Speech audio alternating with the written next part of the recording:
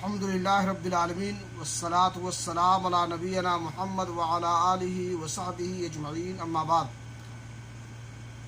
ناظرین کرام، دروس سیرت میں آج کا درس نبی کریم جناب محمد الرسول اللہ صلی اللہ علیہ وسلم کی ولادت با سعادت سے متعلق ہے۔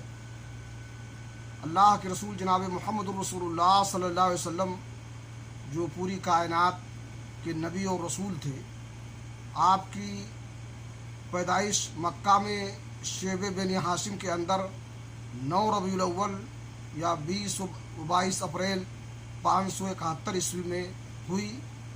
اس وقت نوشیروان کی تخت نشینی کا 40واں سال تھا۔ ولادت کے بعد آپ کی والدہ نے عبد المطلب کے پاس پوتے کی خوشخبری بھجوائی۔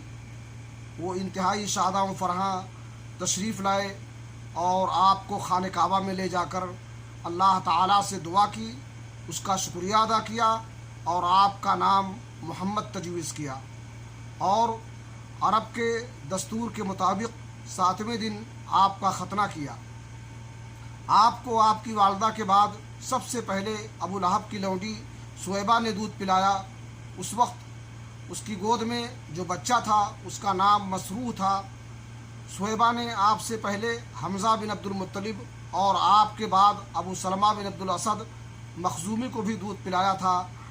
اس طرح سے آپ نے والدہ کے بعد سب سے پہلے جس کا دودھ پیا وہ ابو لہب کی لونڈی سویبہ تھی۔